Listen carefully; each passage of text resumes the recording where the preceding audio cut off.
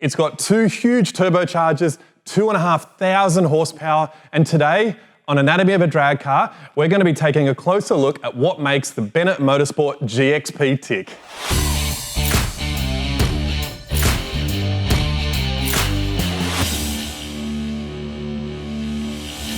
Stuart and Josh Bennett are no strangers to LS and to drag racing. Back in the day, they actually held the third fastest LS-powered car with a Holden Chimera. Today, the guys are gunning for the all-out LS record, and what a base to be working off. This thing's a 2010 model Jerry Haas GXP Pro Stock chassis. Inside, LS-powered, of course. So let's crack the front off it, have a look what's inside, and see what these guys are actually using in order to try and track that record down.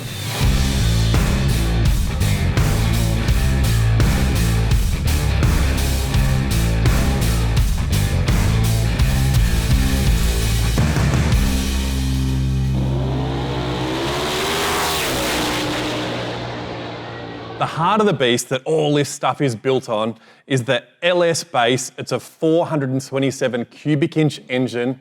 Then, feeding it its air are these Garrett GDX 4720 turbochargers. They've got 88mm wheels on the front here, boosting all of that air through the Plasma Man intake manifold. Got a Plasma Man throttle body and all the Plasma Man clamps on the front holding it together.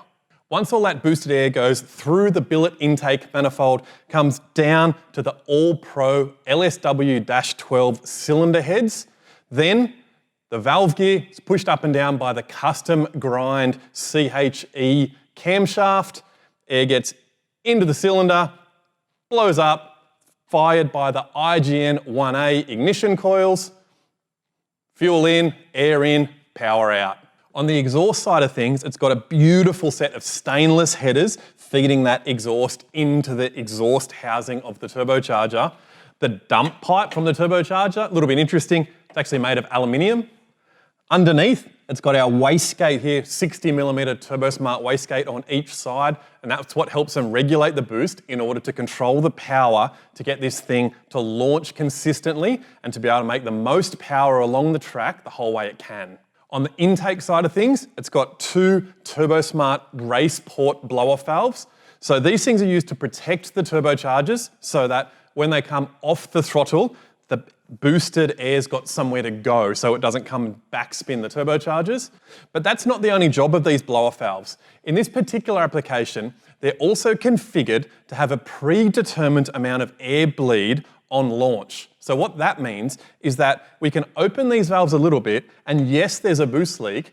What that does, it allows the turbochargers to spin up to their optimum turbine speed. So that might be somewhere around 120, 140,000 RPM. So they're right in the middle of their compressor map. Then we can get the car to launch on that slightly lower power.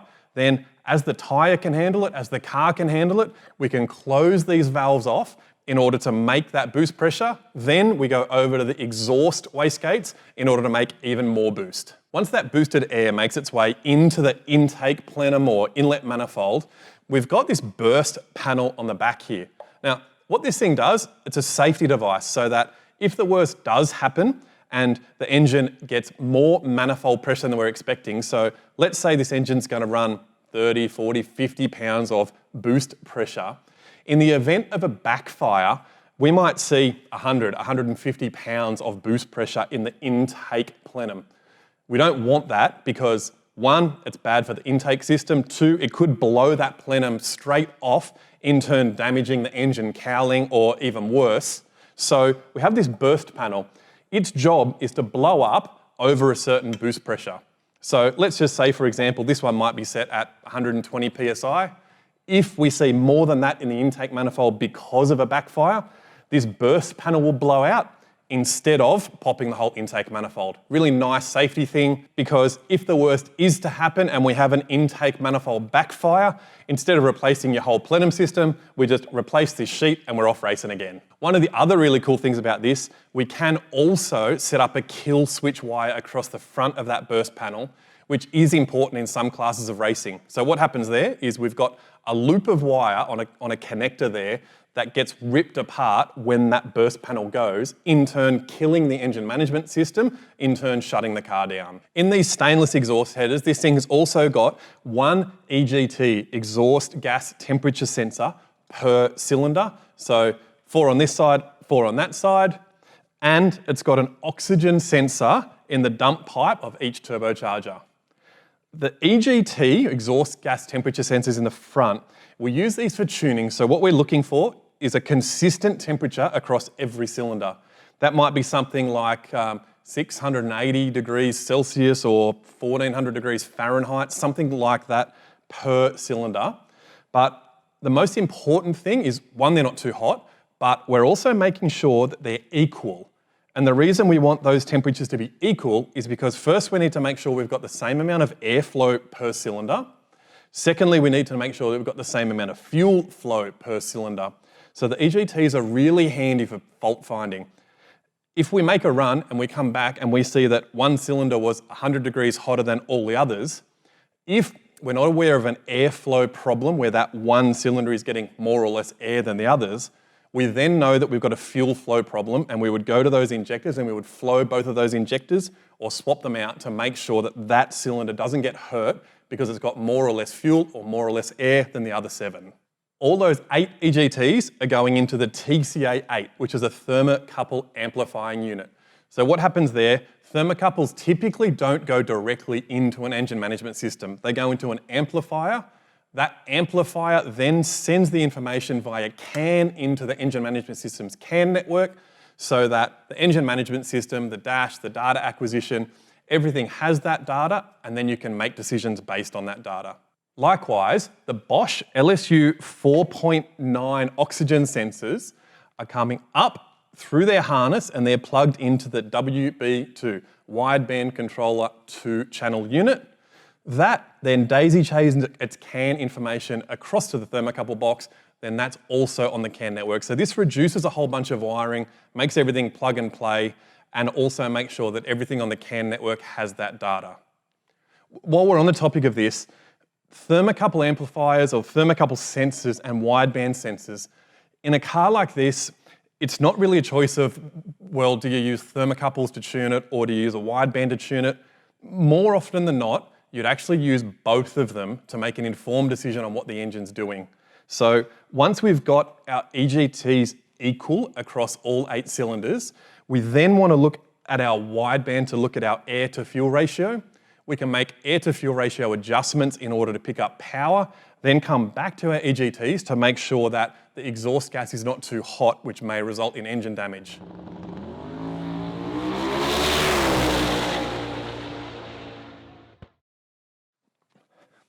Now, onto the fuel system in this thing. So we start at the fuel tank at the front. This houses the methanol fuel that this engine runs on. We've got a huge feed line down the bottom here that comes along under the rail into the mechanical fuel pump. So this mechanical fuel pump is belt driven off the engine, normally at a ratio of about 2:1 on the crankshaft. So the fuel pump spins about half as fast as the crankshaft, which it's actually driven as a stage of the mechanical oil pump or the dry sump oil pump on the back here. So the job of this one belt is to drive the oil pump as well as to drive the mechanical fuel pump. Having the engine oil pump located outside of the engine does a couple of things for us on this LS. First, we don't have to rely on the factory oil pump in order to provide oil pressure and not explode at the huge engine RPM that this thing does. But it also allows us to fit a dry sump pan on the bottom of the engine. That way we can have the engine lower in the car and still have a lot of ground clearance. We can also set the oil pressure and make sure that we've got the right oil pressure and that right oil flow. We can do that externally here, makes it nice and easy. So in a setup like this, it'd be very, very unusual to use a factory oil pump. Off the back of the oil pump is where we're driving the mechanical fuel pump. So the fuel, like I said, comes from the bottom of the tank into the mechanical fuel pump. It then gets pressurized, fed up through this line here into this manifold. It feeds out through a filter on either side, through the billet fuel rails, back down to the aeromotive fuel pressure regulator, then returns back to the fuel tank. But there's a whole bunch of extra hoses going on here. So the first one that we'll look at, the feed line, so this is the one that was coming from the mechanical fuel pump. There's a third hose here, and if you're keen, you would have spotted this electric fuel pump off the side of the fuel tank. The purpose of this pump is to feed the engine fuel pressure under cranking, because when you've got a mechanical fuel pump, you have to crank the engine in order to build fuel pressure. Now, that means that you'll be cranking the engine for quite a while until that mechanical fuel pump pulls fuel from the tank, pressurizes it, brings it up through the filters, fills the fuel rails, and pressurizes against the fuel pressure regulator. So this electric pump's job, it doesn't run the engine by any means. It doesn't supply power, fuel to the engine to make horsepower. Rather, we call it like a prime pump, so that when we hit the starter, yes, it cranks the engine, but it powers this fuel pump as well, which feeds fuel from the tank straight through the fuel system, pressurizes, gets the thing to start and run. As soon as the engine is running, we turn the starter motor off, this electric fuel pump turns off, then the mechanical fuel pump is spinning because the engine is spinning, then we've got our fuel pressure. While we're down the front here, I wanted to show you these two fuel injectors. Obviously, they're not fueling the whole engine. This thing's got 16 fuel injectors down the back here, but what these two are doing is cooling the intake charge. You'll notice that the boosted air comes straight through the intake pipe here, no intercoolers. The temperature of that boosted air under full load could be upwards of 200 degrees Celsius. So what's happening here is the guys are spraying methanol through these two fuel injectors that comes in, and there's an evaporation of that fuel. So what happens as that fuel comes in and changes from high pressure fuel down into the lower pressure intake manifold, that's got a cooling effect. So it'll bring the temperature of the intake charge down before it gets and mixes with the other set of injectors, which will bring that temperature down even further.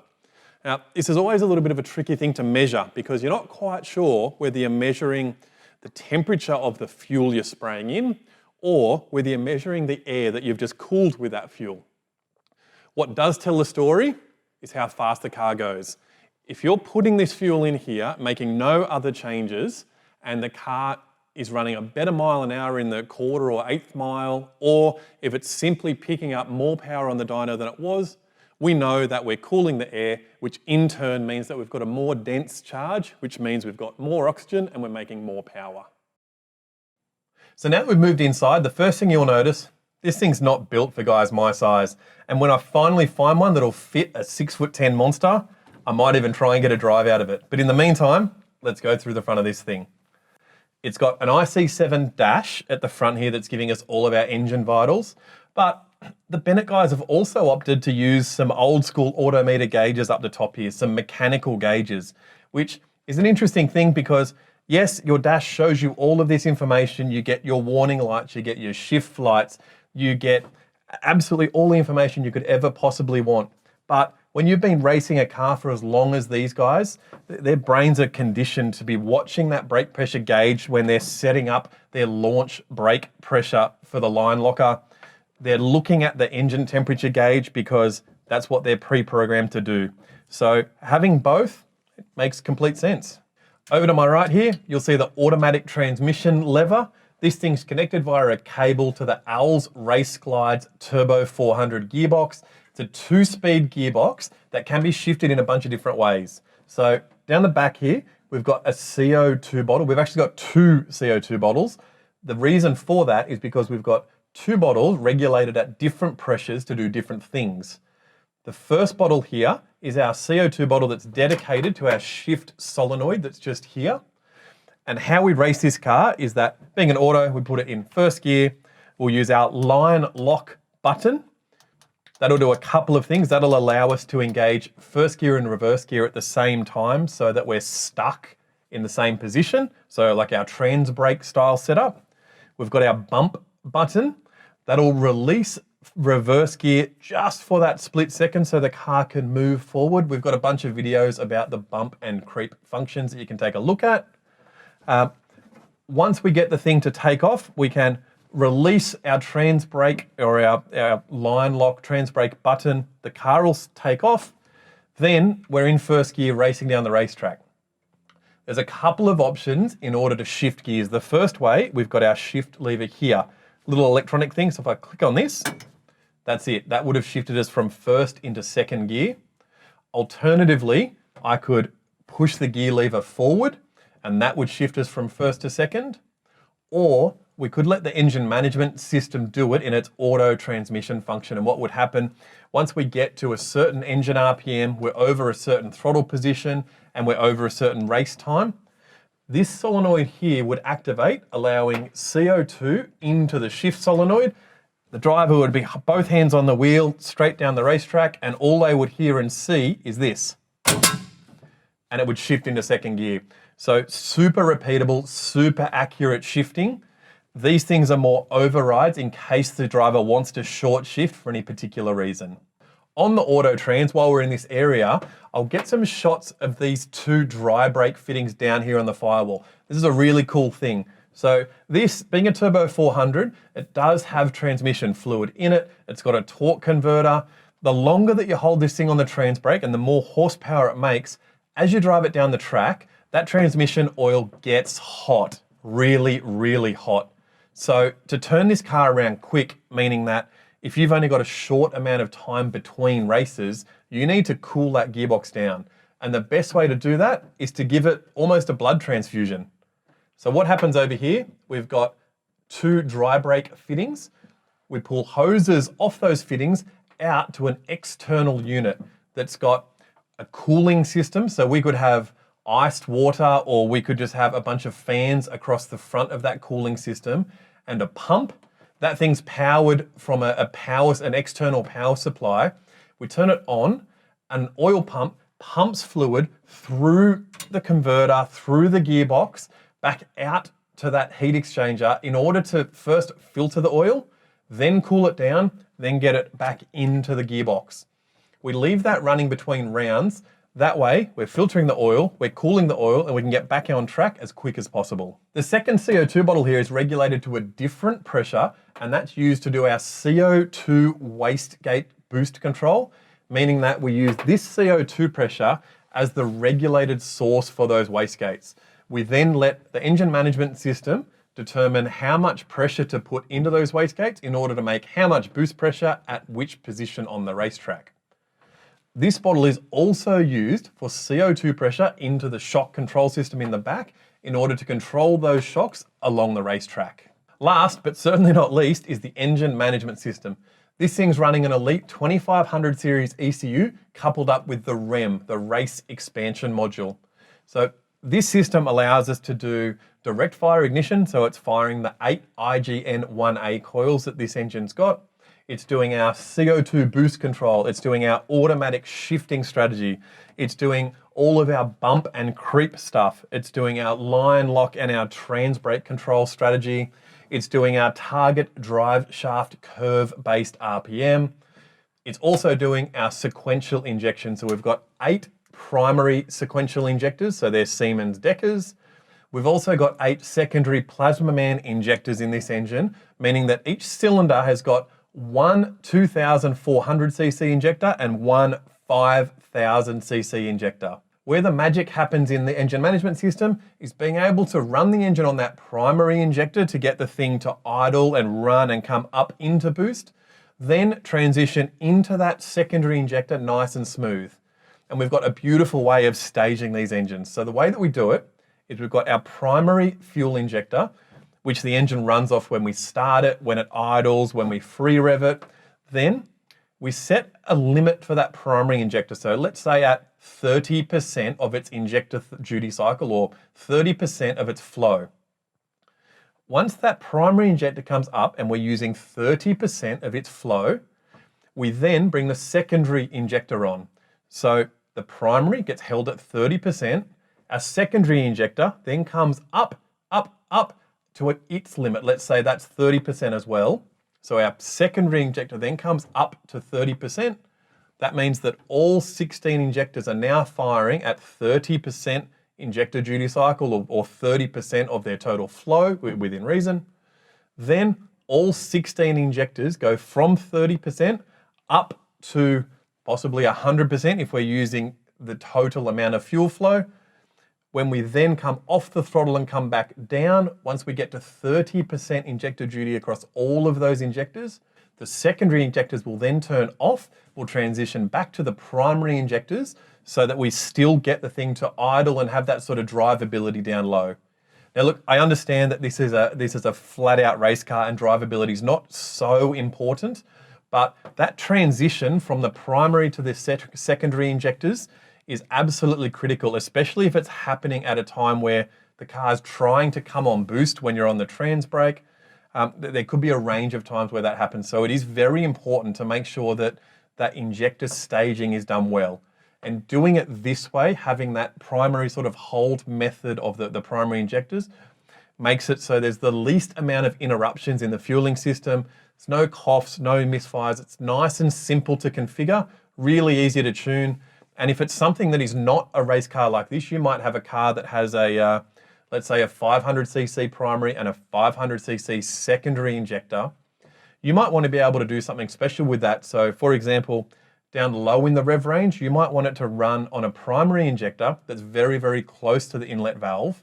Then as you start revving the engine, it's not so much about having two injectors to be able to supply the fuel you need. Rather, it's about having a secondary injector that once airspeed picks up in that intake system, you might want to fire that fuel from a lot further away from the engine, get better atomization.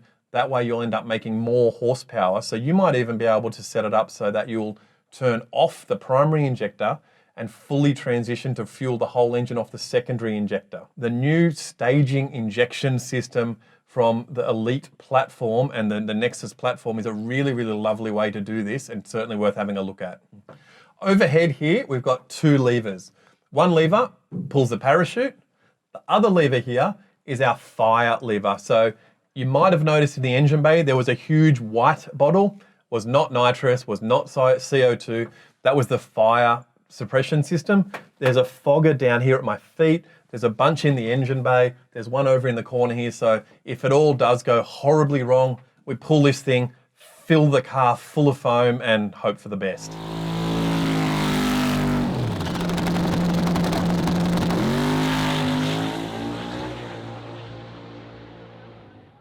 And these LS engines certainly aren't any secret. They're going into drift cars, they're going into circuit cars, they're going into off-road buggies, they're going into boats, they're going into drag cars. Something like this, these guys are not mucking around. This thing runs 620 at 230 mile an hour, which puts them right up there with the quickest and fastest LSs in the world, but they're not going to stop. These guys want to be the quickest, they want to be the fastest, and I want to see a 5 out of this car. If you've got an LS in your car, if you want to know more about them, if you're doing a bit of research before you LS swap your car, we've got another video of an LS teardown so you can see one of these engines getting pulled apart, see what's inside, and see what you're in for when you do your conversion. As always, thanks very much for watching. My name's Scott, and I'll catch you next time.